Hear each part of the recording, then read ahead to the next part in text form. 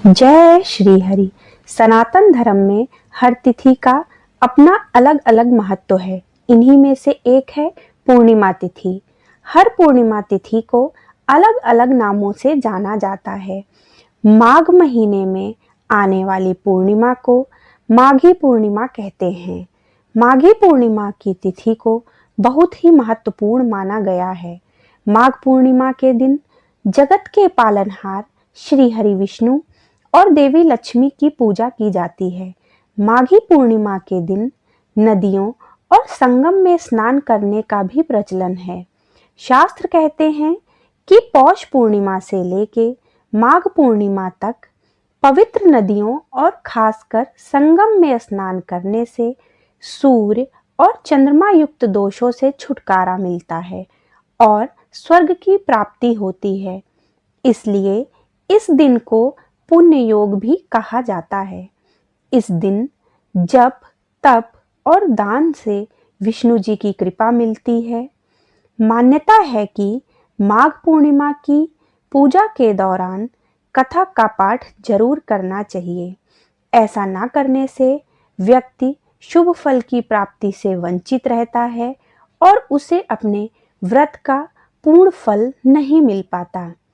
तो आइए आरंभ करते हैं माघ पूर्णिमा में सुनी जाने वाली पौराणिक कथा। तो अपने दोनों हाथों को जोड़ के मन में श्री हरि विष्णु और माता लक्ष्मी का स्मरण कर कथा प्रारंभ करते हैं। एक नगर में धनेश्वर नाम का एक ब्राह्मण रहता था।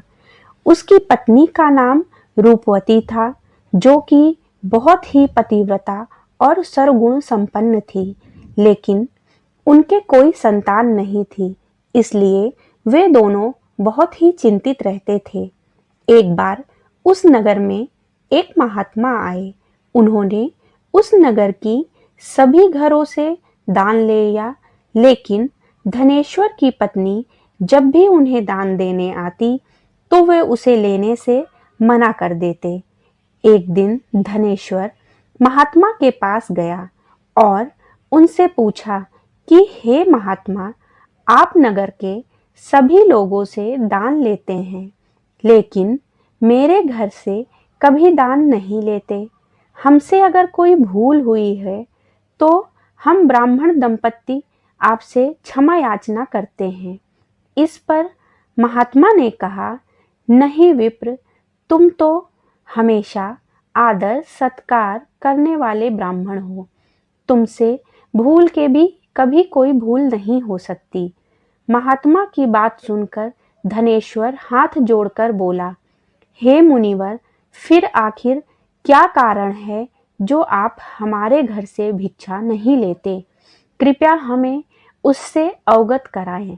इस पर महात्मा बोले, हे विप्र, तुम्हारे कोई संतान नहीं है।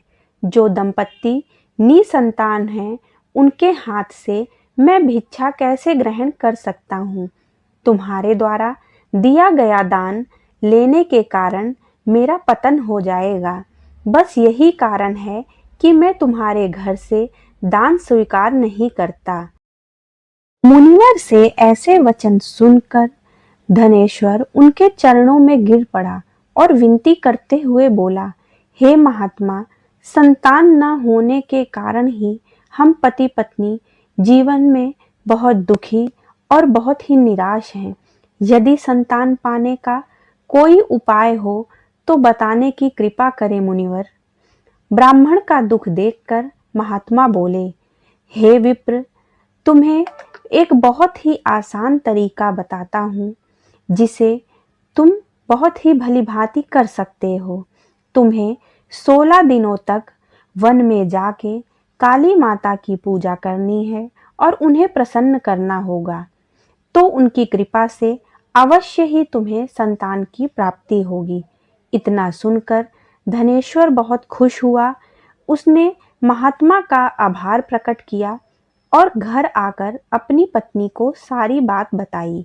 इसके बाद धनेश्वर माँ काली की उपासना के लिए वन चला गया। ब्राह्मण ने पूरे 16 दिन तक काली माता की पूजा और उपवास रखा। उसकी भक्ति देखकर और उसकी विनती सुनकर काली माता ब्राह्मण के सपने में आई और बोली, हे धनेश्वर, तू निराश मत हो। मैं तुझे संतान के रूप में एक संतान प्राप्ति का वरदान देती हूँ, लेकिन 16 साल की अल्पायु में ही उसकी मृत्यु हो जाएगी। काली माता ने कहा, यदि तुम पति पत्नी विधि पूर्वक 32 पूर्णिमा का व्रत करोगे तो तुम्हारी संतान दीर्घायु हो जाएगी। प्रातःकाल जब तुम उठोगे तो तुम्हें यहाँ आम का एक वृक्ष दिखाई देगा। जब उस पेड़ से एक फल तोड़ना और ले जाकर अपनी पत्नी को खिला देना। शिव जी की कृपा से तुम्हारी पत्नी गर्भवती हो जाएगी। इतना कहके माता अंतर्ध्यान हो गई।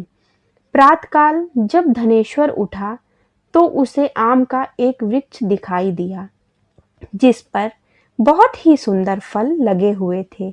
वो काली माँ के कहे अनुसार फल तोड़ने के लिए वृक्ष पर चढ़ने लगा। उसने कई बार प्रयास किया, लेकिन फिर भी फल तोड़ने में असफल रहा। तभी उसने गणेश भगवान का ध्यान किया और गणपति जी की कृपा से इस बार वह वृक्ष पर चढ़ गया और उसने फल तोड़ लिया। धनेश्वर ने अपनी पत्नी को वह फल खिला दिया, जिसे खाकर वह कुछ समय बाद गर्भवती हो गई। दंपत्ति काली माँ के निर्देश अनुसार हर पूर्णिमा पर दीप जलाते रहे। कुछ दिन बाद भगवान शिव की कृपा हुई और ब्राह्मण की पत्नी ने एक सुंदर से पुत्र को जन्म दिया, जिसका नाम उन्होंने देवीदास रखा। जब पुत्र 16 वर्ष का हुआ तो माता पिता को चिंता होने लगी कि इस वर्ष उसकी मृत्यु ना हो जाए। इस पर उन्होंने देवीदास के मामा को बुलाया और कहा, तुम देवीदास को विद्या अध्ययन के लिए काशी ले जाओ और 1 वर्ष बाद वापस आना। दंपत्ति पूरी आस्था के साथ पूर्णमासी का व्रत कर पुत्र की दीर्घायु होने की कामना करते रहे। काशी प्रस्थान के दौरान मामा भांजे एक गांव से गुजर रहे थे। वहां एक कन्या का विवाह हो रहा था। विवाह होने से पूर्व ही उसका वर अंधा हो गया। तभी वर के पिता ने देवीदास को देखा और मामा से कहा, तुम अपना भांजा कुछ समय के लिए हमें दे दो। विवाह संपन्न हो जाए तो उसके बाद चले जाना। यह सुनकर मामा ने कहा, यदि मेरे भांजे से ये विवाह होगा तो कन्यादान भी हमारा ही होगा, उस पे हमारा ही अधिकार होगा। वर के पिता ने मामा की ये बात स्वीकार कर ली और देवीदास के साथ कन्या का विवाह संपन्न कर दिया गया। इसके बाद देवीदास पत्नी के साथ भोजन करने के लिए बैठा, लेकिन उसने उस थाल को हाथ नहीं लगाया। ये देखकर पत्नी बोली, स्वामी, आप भोजन क्यों नहीं कर रहे? आपके चेहरे पे ये उदासी कैसी? तब देवीदास ने सारी बात बताई। यह सुनकर कन्या बोली, स्वामी, मैंने अग्नि को साक्षी मानकर आपके साथ फेरे लिए हैं। अब मैं आपके अलावा किसी और को अपना पति स्वीकार नहीं करूंगी। पत्नी की बात सुनकर देवीदास ने कहा, ऐसा मत कहो, मैं अल्पायु हूँ। कुछ ही दिन में 16 वर्ष का हो जाऊंगा और 16 वर्ष का होते ही मेरी मृत्यु हो जाएगी।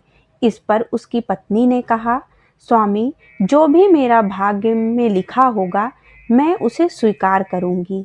देवीदास ने उसे समझाने की बहुत कोशिश करी, लेकिन जब वह नहीं मानी तो देवीदास ने उसे एक अंगूठी दी और कहा कि मैं काशी जा रहा हूँ, लेकिन तुम मेरा हाल जानने के लिए एक पुष्प वाटिका तैयार करो।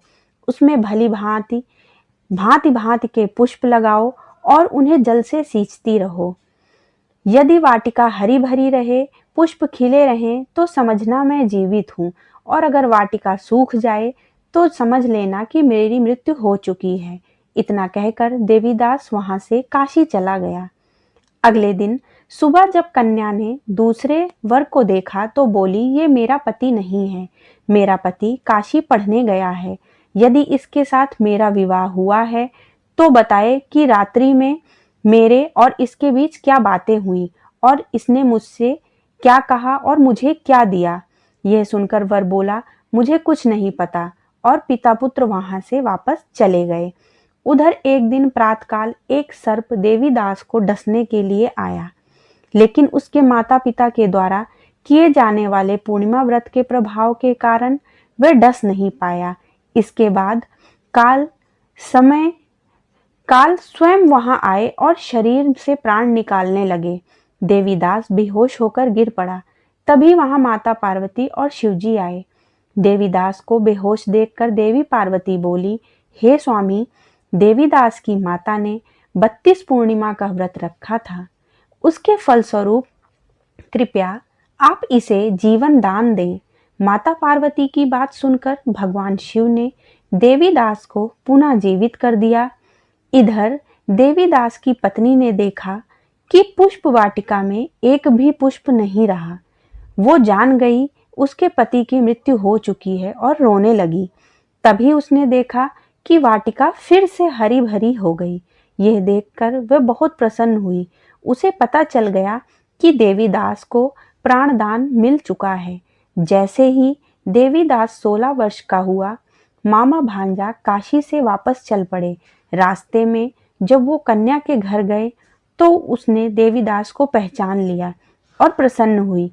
धनेश्वर और उसकी पत्नी भी पुत्र को जीवित पाकर बहुत ही हर्ष से भर गई और उन्होंने भगवान भोलेनाथ और माता पार्वती का नमस्कार किया और उनसे कामना की कि आप ऐसी ही सब पर अपनी दया दृष्टि बनाए रखें।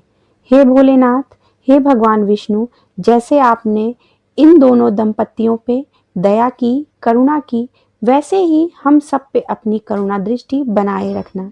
जय श्री हरि, जय श्री हरि।